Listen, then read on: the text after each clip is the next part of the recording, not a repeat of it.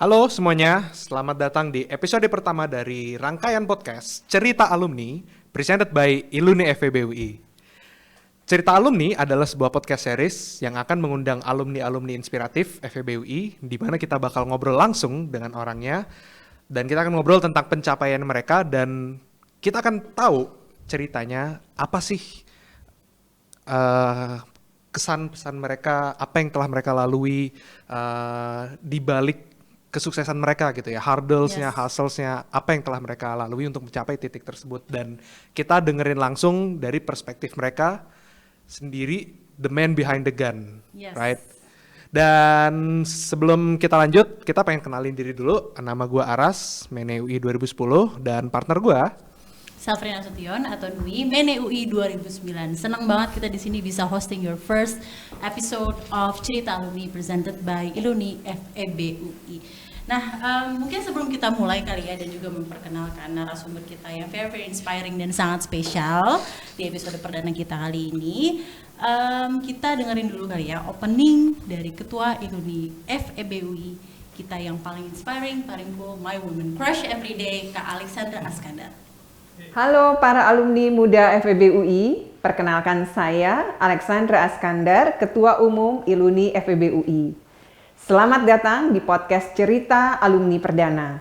Podcast ini dipersembahkan oleh Direktorat Young Alumni Network Iluni FEB UI, sebuah direktorat baru di kepengurusan Iluni FEB UI tahun 2022-2024 yang bertujuan untuk menjangkau para lulusan muda dari kampus tercinta kita.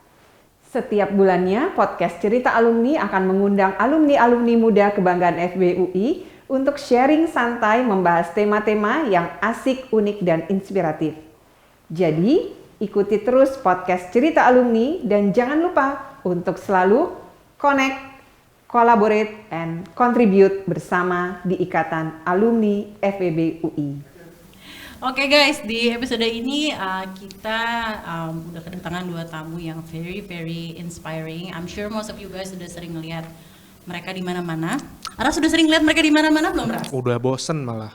Di TV muncul, Instagram story, feed semuanya Dan muncul. itu sekarang bareng kita lagi di podcast. Yoi. Ya. Nah, gue yakin teman-teman Iluni FEB udah sering banget dengar tentang mereka.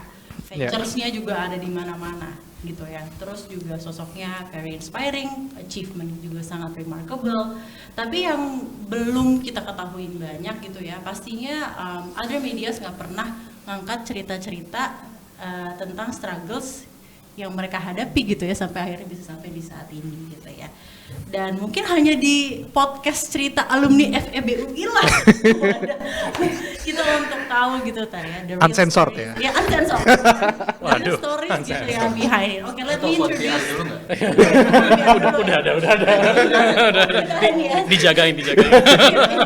Oke. But let me introduce you guys to them. Oke, ada Diota Marsudi FEB 2006. Hai. Halo Sehat-sehat semuanya. ya, Diota ya? Alhamdulillah Apa sehat. kabar? Baik, terima kasih sudah diundang. Formal banget ya, terus formal. Apa kabar? Ya oke. Terus ada juga Al-Fatih Timur FEB 2007. Hai tim. Halo. Apa kabar? Welcome guys. Dan mungkin yang belum tahu ya, yang mungkin agak kuper gitu ya.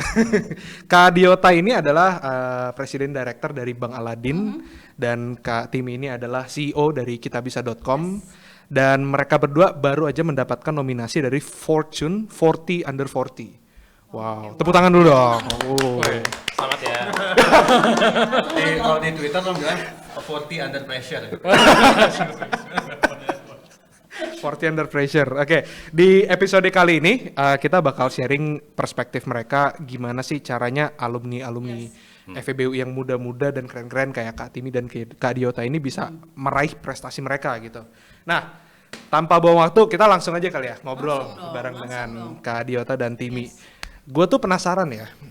Dulu kita pas baru masuk kuliah kan kita terdoktrin sama kakak-kakak komdis kita ya dulu ya. OPK nih, flashback dulu nih. Yang disuruh setengah jongkok gitu kan. Kita waktu dulu muda didoktrin lu masuk FEUI paling sial jadi menteri gitu kan. Iya kan? Banget ya, pertama paling sial jadi menteri. Emang nggak salah. Sombong gitu kan. Paling sial gitu loh. Berarti nih kita lagi nggak ada yang sial nih ya. Kita sial atau belum sial sial. Belum sial. Kalau kayak gitu jadi pengen sial dong. Usus. Nggak boleh gitu. Nanti mungkin siapa tahu di episode berikutnya Ya, kita undang bisa. yang paling sial ya. Betul, hopefully. Amin. Oke, gue penasaran nih dengan doktrin seperti itu tuh di teman-teman gue tuh banyak yang memunculkan mindset kayak oke, wah gila gue paling sial jadi menteri. Oke, gue pengen jadi menteri. Banyak yang ngomong kayak gitu. Yes. Nah, gue penasaran sih dulu Kak Timi, Kak Diota pas baru masuk nih. Lu cita-citain jadi apa sih Kak?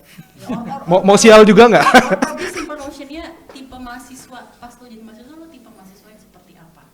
Mungkin Apakah lo saya tahun pertama gue akan mengikuti organisasi ini, tahun kedua gue akan ini, tahun ketiga ini, tahun keempat lulus, tahun kelima ketika lulus gue akan ini, udah ada all the plans, master plan of all the future ke depan. pas maba ya nih ya tapi. Pas maba ya. Kakak juga dulu. Saya dulu kakak. Oke, terima kasih kakak. Kayak LPK. Tapi oke gini deh, serius deh. Apa waktu masuk UI itu pertama kan hoki ya. Jadi kalau misalnya mau take a step back a little bit masuk UI itu hoki. Kenapa? Oke. Karena tiap kali ngerjain apa tuh dulu namanya SPMB atau MPTN gitu. Simak. Simak. Oh sekarang simak ya. Oke. SPMB ya benar beda angkatan. Generasi Ketahuan umur. Apa dulu tuh mau masuk FEU tuh nggak pernah lolos. Masuknya tuh ini mohon maaf tapi ke universitas lain gitu. Universitas negeri yang bagus juga gitu. Sekarang di pemerintahan banyak gitu kan. Apa Sebut saja. ya, jadi ya apa namanya? Nah, itu masuk sana terus. Nah, tapi kebetulan waktu itu di 28 ada apa tuh buat PPKB tuh, apa PMDK dulu namanya. Di 28 Jakarta. Nah, udah tuh. Jadi dulu benar-benar aku itu cuma 2 tiket per kelas, gue ranking 7. Terus gimana caranya ya? Ya udah 6 orang, 5 lah, yang satu kan nggak harus gue persuade. 5 orang di atas gue bilang, wah lu ngapain mau ke UI gitu, aspirasi lu apa, ceritain dong visi misi lu mau ngapain. Oh kok gini ke univ ini aja, oh ini ke univ itu aja gitu. Bener loh 5 orang mundur gue yang dapat. Destined to be anak FEU. Tapi itu baru tiket. Terus kan itu baru tiket. Tapi habis itu kayak oh harus submit apa sertifikat kan. Prestasinya apa? Rapor tuh. Rapor gue yang merah dulu. Makanya masuk IPS nggak masuk IPA. Apa yang merah? Apa ya? Kimia kalau nggak salah ya. Fisika. Oh sama. Fisika gue 5. Terus ya udah, wah gimana nih? Yaudah deh masukin aja. SI dibikin dibantuin bokap gue, karena kan bahasa Indonesia gue rada belepotan. Terus ya udah, terus masukin, ya udah deh, berharap-harap aja gitu kan. Iya. Dapet. Nah pas masuk, otomatis oke, asik nih jadi akuntan gitu. Jadi akuntan. Terus kelasnya akuntansi kan banyak ya, ini masih yang basic ya, belum yang susah. Nggak balance Jo. Jadi kayak, aduh kacau. Jadi plannya out the window semua. Nggak bisa jadi akuntan gitu. Wah ini gagal nih, nggak mungkin bisa dibayar nih. Gitu. Jadi ya udah, jadi sebenarnya nyari jati diri sih sebelum itu. Nah pas di UI, jadi tahun pertama itu udah kayak, aduh ngapain ya. Nah waktu itu, ini harus jujur aja ya di sini ya nggak apa-apa. Istri saya juga tahu kok. Dulu tuh ngikut mantan pacar, bukan istri ya, sebelum istri gitu. Jadi kayak dia IDS UI, English Debating Society. Iya. Terus kayak Sempet tuh. sempet ya? Oh ya. Tahun pertama lah semuanya kan mencari jati diri. Iya. Nah itu masuk gitu. Tapi masuknya bukan karena pengen debat, karena ngikut cewek gitu kan. Jadi ya is it planned? No. sama sekali nggak ada modus. Betul. Modus aja waktu itu ya. Nah tapi kebetulan I came for the girl, tapi I stayed for the society. Asik. Kok jadi sebuah Nah, jadi habis itu ya udah debat-debat terus, tapi kan masih belum ketahuan nih nggak bisa jadi akuntan kan. Jadi kayak udah apa gue jadi sales aja ya, gue nggak ngerti kan mau jadi apa gitu. Terus sih tadi nge-kick 5 orang itu Nah, udah jadi teknik sales sales nomor 1 tuh. gue jadi afiliator gitu kan.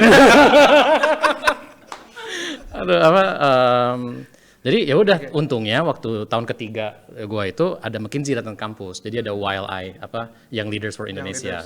Nah itu nekat, gue orang nekat. Katanya hanya bisa tahun keempat, gue tahun ketiga. Ya bodoh daftar. Dapet. Jadi hoki gue lumayan. Jadi kayak udah akhirnya dapet, terus diajarin gini McKinsey gini, consulting gini. Oh menarik juga ya. Oh yaudah kamu daftar aja, Oke daftar. Gagal total. Nangis, sudah kayak udah bete lah pokoknya. Terus habis itu oh yaudah, apalagi sih yang ada kayak gini, soalnya menarik kan management consulting. Jadi habis itu yaudah cari. Jadi dulu itu yang ada cuma BCG, Bain belum ada di Indonesia. Ya waktu itu ya udah, itu benar-benar serius kan, udah gagal sekali, udah belajar segala macam. Ya alhamdulillah dapat. Jadi to your question, kalau misalnya dulu kuliahnya kayak gimana, ada rencana apa kagak, sama sekali nggak ada rencana. Kalau misalnya dulu kayak, oh gue pengen masuk BEM nih, pengen masuk ISEC nih, ketolak dua-duanya Jo, daftar nggak dapet. Jadi ya udah mau masuk ini nggak dapet, mau masuk itu nggak dapet, ya udah ikutin aja yang dapat apa. Iya. Terus ya kuliah ya masuk. Ini mohon maaf dosen-dosen saya, tapi kadang-kadang suka nitip absen. jadi mohon maaf sebelumnya, tapi begitu kenyataannya. Terima kasih. Iya, semua anak FEUI mungkin seperti itu. Iya, itu kayaknya part of the curriculum gitu. Lo harus biasa Di cabut. outside curriculum. Dengerin Dekan loh. Mohon maaf. Kalau gue dulu kita kan dulu 144 SKS ya. Kalau gue inget dong. Mepet soalnya. Sorry lo mapres ya apa? Kalau gue dulu inget gue 20 SKS di Selasar. 20 SKS. 20 main game. 20 SKS lagi di Perhol. 20 SKS lagi di kafe. Aduh. Jangan disebut dong. Gitu. Tapi itu menurut gue keren banget ya. Karena kalau kita ambil garis merahnya nih, ternyata alumni yang kayak gitu banyak juga yang memang keren-keren gitu. Ya, yang mungkin bakatnya bukan di akademis, atau ketika dia lulus malah jadi rising stars gitu ya. Dan gue rasa juga podcast cerita alumni ini kan juga kayak magnifying truth ya, bahwa kayak kakak-kakak inilah yang sukses-sukses ini ternyata pas masih di kuliah itu juga finding your wise itu Iya. gitu ya, terus kayak Pencarian jati diri gitu ya. diri dan setting a lot of catching an opportunity Iya, gitu iya. ya. But the most important thing is to keep going lah ya. Yep. Yes. Walaupun Yep. dari pertama udah dibilangin paling sekali ketir ya. Ketir-ketir. Iya. Iya. Pas dulu di kampus. Iya, kalau gue dari daerah kan, gue di Sumatera Barat, ini lahir Wih, besar orang awak. Padang. Iya. Jadi gue merantau tuh baru ke UI. Jadi Tapi gue lo emang udah pas SMA lo ke FPW emang pengen di maksudnya maunya FK, pengen dokter kayak bokap gue, dulu gue warna. Mengurungkan niat. Gue putih nggak? Siapa tahu. Itu kayaknya ignoran warna itu. Iya, terus yang lucunya gue pas SMA tuh sempat ikut MLM lah gitu ya.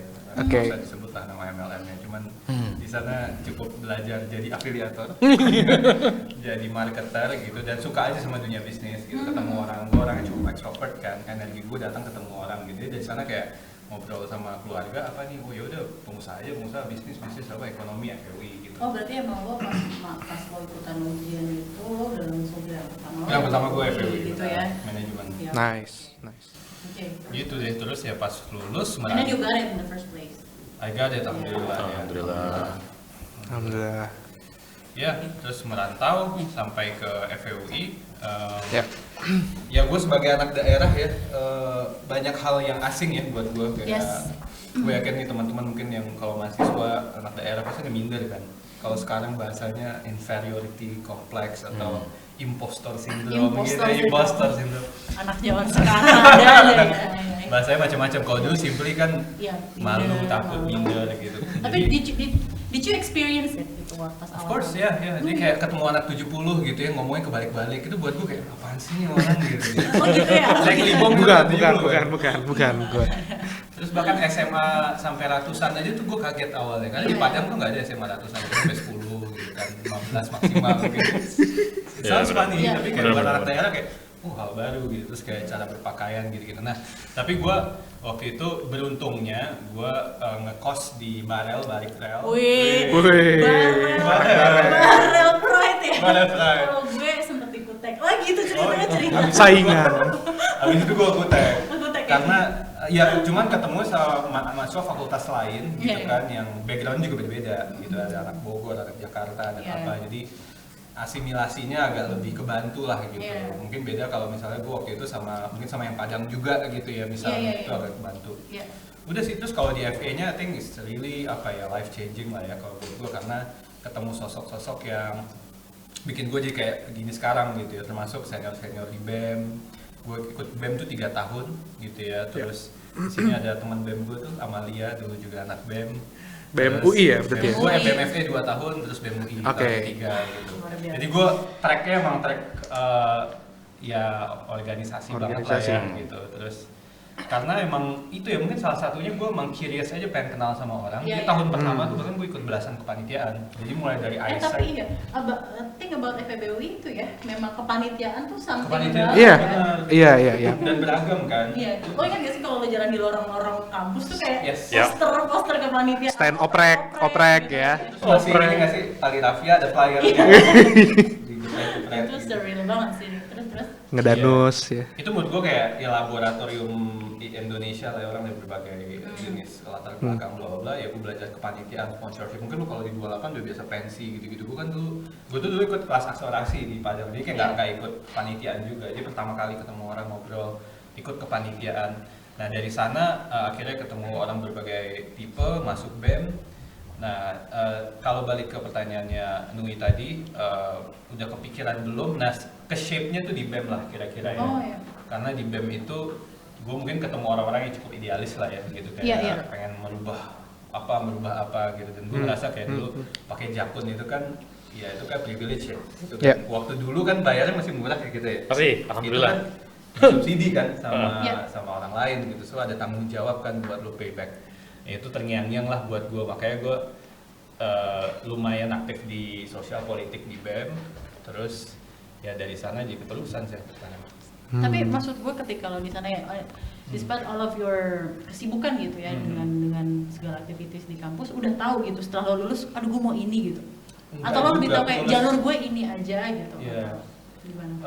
Interesting. Jadi gue pas lulus, actually gue mau S2 gitu kan. Oh. Gue email Pak Renal tuh, gue email Pak Renal Kasali kan, Pak saya udah lulus, saya mau ini, saya mau S2 gitu. Terus Pak Renal yang bilang, tim magang dulu aja di tempat saya gitu. Oke. Oke. Akhirnya gue join Ruang Perubahan.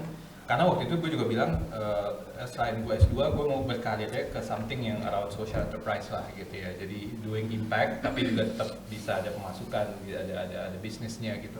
Nah pas pada nawarin Ruang Perubahan, it's kind of mix ya, ada impactnya, terus ada bisnisnya juga kan, ada consultant kan. Ya udah gue join ke sana. Jadi bisa dibilang di shape sama orang-orang yang ketemu di FEUI sih. Jadi kayak kalau di plan proper gitu, tek enggak. Gue pernah bikin life map juga kayak tahun ini mau apa, gitu kayak ambitious gitu ya. Bikinnya di Excel pakai passwordnya gue randomin, jadi nggak bisa diedit lagi. Iya. Turns out nggak ada yang works. Ini gitu gue kan. jadi inget ada quotes dari Steve Jobs sih, bahwa kita tuh nggak bisa tahu track kita ke depan, tapi once we see backwards, you can always connect the Connect dots. the dots Gitu backwards. ya. Wow, tepuk tangan dulu kali ya buat kali ini. Gua sampai speechless loh gua. Hikmahnya kalau yang lagi kuliah dan galau nggak apa-apa. Iya. Biar enjoy ya. Yang satu bijak, yang satu bercandaan. ya kan? Kalau gua sama kayak lu, jomplang jadinya nih. Gua dulu daftar BEM, MSS kalau mainnya itu ditolak semua gua. Oh gitu. Ditolak semua gua. Iya. Akhirnya gua sama teman-teman bikin organisasi sendiri. Jadilah perfilman. Oh, Belum iya? ada kan? Oh. Gua sama angkatan 2009 dulu bikinnya. Tapi dulu ada satu SKS itu film ya kalau nggak Itu salah ya. MPK Seni. MK Seni. Iya, Oke, kalau oke, ini oke. kita bikin BSO, Oh, oke. setara BSO band dan lain-lain, tapi fokusnya di film. Gue ingat angkatan gue kayaknya iya ya. ada Iya, ya. banyak ada beberapa orang kita. Oke, tadi kan Diota sama Timi cerita tentang selama masih di kampus kita tercinta ya di FEBUI gitu ya. The hurdles and all the all the confusing stuff gitu sebagai mahasiswa gitu ya. Iya. Sekarang gue mau nanya kalian, when you already graduated dari kampus gitu ya, dan you are embraced to the real jungle of career gitu ya. Perjalanan karir kalian tuh secara singkat aja kali ya. In a nutshell lah ya. Iya, in a nutshell Lama gitu kita ya. ngomong. Iya, kira-kira sampai akhirnya bisa dapat Fortune 40 under 40 ini gimana sih gitu ya. Terus sama ini yang paling penting sih, the essential. What do you feel about this acknowledgement? Karena gini loh, kalau buat teman-teman alumni FEBUI lain gitu ya, apalagi yang masih merintis gitu kan, terus apa yang lagi masih di kampus, kayaknya tuh kalau ngeliat kakak Timi dan kakak Diota, wow inspiring banget gitu ya, oh my god gitu. Aku Fanbase-nya bisa pengen kita kumpulin loh banget ini. jadi Kak Setelah Timi sama setelah Kak ini nggak Ega. jadi pengen. Jadi ya very very inspiring gitu ya. Maksudnya this acknowledgement gitu. Tapi sebenarnya how do you feel towards it? Apakah itu jadi burden gitu? Tadi katanya 40 under pressure gitu ya. Atau sebenarnya malah jadi humbling you gitu ya of this Yeah. achievement, atau sebenarnya indifference aja, oke lah. Oke, the most important thing is just work gitu ya. Itu mah cuman just plus aja gitu. Atau apa gitu kan? Pasti teman-teman yang maksudnya yang masih merintis kayak you know, we really want to see from other people's perspective, and itu kayak keren banget. Kalau di kamu sendiri kayak gimana? Mungkin Timmy dulu. Bisa mikir. Mikir dulu. Ya di satu sisi gue bersyukur banget dan seneng banget ya, dan itu kan ngebantu, apalagi kalau awal-awal kita bisa ya, setiap rasanya kita tuh survive-nya karena acknowledgement pihak luar gitu. Oke. Menang lomba, Iya. menang event gitu, dapat grant berapa itu lifeline tuh buat kita. Sorry gue motong. Kita bisa tuh founded tahun berapa ya? 2013. Oke, 2013. Lo lulus 2011. 2011. Ya, Oke. 2 tahun gue di Parenal, terus gue bikin Kita Bisa. Oke.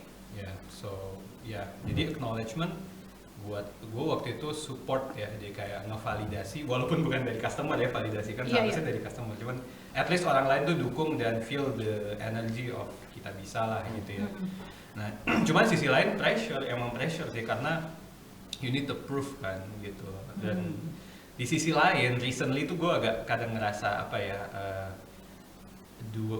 mungkin kayak agak-agak do I deserve this, atau kayak sebenarnya kan banyak banget orang di luar sana yang mungkin nggak ke-knowledge aja gitu ya. Just kayak kata Diota, hoki aja gitu, lucky aja. Jadi ya udahlah gitu, karena sama lah kayak gue misalnya kayak siapa sih orang paling kenceng lari di dunia, semua orang tahu kan, Tahu, which is Usain Bolt gitu ya. Tapi orang nomor 2 paling kenceng di dunia nggak ada yang tahu. Iya. Padahal beda cuma 0,0015 Yes, detik tuh, Usaha Powell. And probably the effort juga. Exactly, and the Yeah. effort, the keringat semuanya itu kan gila juga. Tapi Yes. hanya karena dia nomor 1 dia langsung dapat iklan. Iya, Jadi iya, true. mungkin bisa ada disparitas privilege balik lagi gitu. Iya. Jadi ketika lo sadar lo punya privilege, jadi ya harusnya jadi lebih mawas diri aja sih. Lebih mawas diri. Terus sama acknowledgement itu membuat dia jadi lebih mawas diri ya. Well, that's a good point. That's Ya a good kan? point. That's a good point. Nggak jadi sombong, nggak jadi apa gitu Iya, ya. iya. Tapi yang gue penasaran deh, Kak Timi, lu mengusahakan itu nggak sih, atau kayak just focus on your work dan alhamdulillah dapat gitu, atau kayak lu sebenarnya ada melakukan sesuatu movements or strategi untuk mendapatkan acknowledgement tersebut gitu? Alhamdulillahnya di case kita nggak pernah proactively minta ya, jadi datang sendiri sih acknowledgement-nya. Paling ya kita kayak press release gitu-gitu juga jarang sih. Oke. Mungkin Nice, kita akan nice, nanya nice. mengenai itu, terutama Kita Bisa ya, awal-awal itu mungkin di sesi kedua kali ya, nanti kita tanya. Sure. Ya. Terus Diota gimana? Diota pas lo lulus gitu ya, perjalanan karir lo sampai akhirnya sekarang gitu ya, dan ya itu tadi all the acknowledgement. Jadi- Does it make you a different person or humbling Lihat aja you? deh tadi gue gimana. Kalau udah beda gini gimana awalnya gitu kan. Ya silakan. Nggak, jadi you made an assumption, oh kita bingungnya pas kuliah. Jujur aja sekarang masih bingung sih. Iya. Ya, belum 100% ngerti gitu. Tapi having said that, ya gimana ya, go with the flow aja sih dulu ya. Iya, Aku iya. nggak pernah kayak oh mau jadi astronot gitu, mau jadi apa, nggak ada sih. Jadi ya waktu itu masuk BCG, terus oh yaudah enjoy. Waktu itu juga tahun 2014an ya, itu kayak rocket internet masuk, semua teman-teman pada di poach gitu, masuk Lazada, masuk Zalora. Nah, gue bingung sendiri, ini apaan nih perusahaan, kayak apaan sih kok bisa ini, nggak ngerti sama sekali, gaptek gitu kan. Terus ya udah, daripada bingung nggak ngerti apa-apa, yaudah deh, udah kerja di BCG kayak 4 hampir 5 tahun, janji sama orang tua mau S2 belum bayar, yaudah deh sekalian break gitu kan, sekalian belajar. Jadi udah waktu itu ke INSEAD, ke Perancis, ke Abu Dhabi, ke Singapura, belajar, bukan belajar sekolah ya, tapi belajar kayak ini teknologi apaan sih, Iya, apa iya, namanya, kan juga ada venture, jadi kayak dari finance side-nya dan dari operations-nya seperti apa. Akhirnya ya udah, oh gitu tuh. Di Indonesia kan udah banyak VC waktu itu, tapi entrepreneur-nya dikit. Ya udah, coba deh. Iya, Namanya apa? Kita bikin perusahaan bootstrap dari 2016 ke 18, 17 akhir lah. Nah, jadi 17 akhir itu duit habis karena bootstrap. Jadi tabungan selama BCG gitu habis. Sedih kan. Terus Nangis. lumayan. Gue kok nangis terus kayaknya? Enggak, gue nggak gitu kok. Ini menarik loh, karena yang nggak terlalu, ya banyak orang nggak tahu juga. Probably teman-teman di dunia FEBW juga banyak juga kan yang mulai merintis usaha gitu, in terms of bootstrapping gitu, yang masih lagi fundraising dan lain-lain gitu ya. Mungkin sebelum lanjut nih ya, on that specific period of time, lo udah kepikiran mau ngapain pas saat bootstrapping, and then kayaknya gue enggak. Jadi kayak pas awal kan kita cuma lihat what am I good at. Waktu di BCG kita sering ngerjain project tentang organization. Jadi kita bikin perusahaan yang performance management. Nah, tapi kan ya pas awal tuh very tough banget gitu ya. Jadi bootstrap, jadi karyawan kadang kita yang bayar segala macam. Jadi ya udah ya growth-nya nggak ngejar cost, atau revenue nggak ngejar cost, ya otomatis harus masuk juga duit gitu. Nah, my co-founder, CEO-nya, dia kan lebih senior, tabungannya lebih banyak Jo. Jadi kayak dia masih ada runway-nya, gue udah habis. Ya udah akhirnya tahun 2017 ya udah gue mengundurkan diri gitu. Nah, tapi I knew I wanted to be in tech. Nah, cuman kan ada pilihan nih, kalau tech ya bisa start your own, join a big startup, atau go VC gitu kan. Kalau start your own startup, ya gue nggak ada duit, mau gimana caranya, gue makan apa, nggak bisa. Kalau misalnya join a big startup, gue tahu gue suka banget jadi generalis. Gue nggak suka specialize, ngerjain satu hal, itu gue nggak suka sama sekali. Oh, ternyata Anda bukan akuntan ya, Pak? Iya, dari mana aja Mbak, dari tadi udah dibilangin deh. Hello. Bangun. Iya, tidak terkungkung sama ini. Enggak suka. Jadi otomatis ya udah deh kita coba venture. Nah, waktu itu jadi kan butuh uang. Kalau butuh uang, kalau di venture ini kalau teman-teman nggak tahu, gajinya itu dari management fee.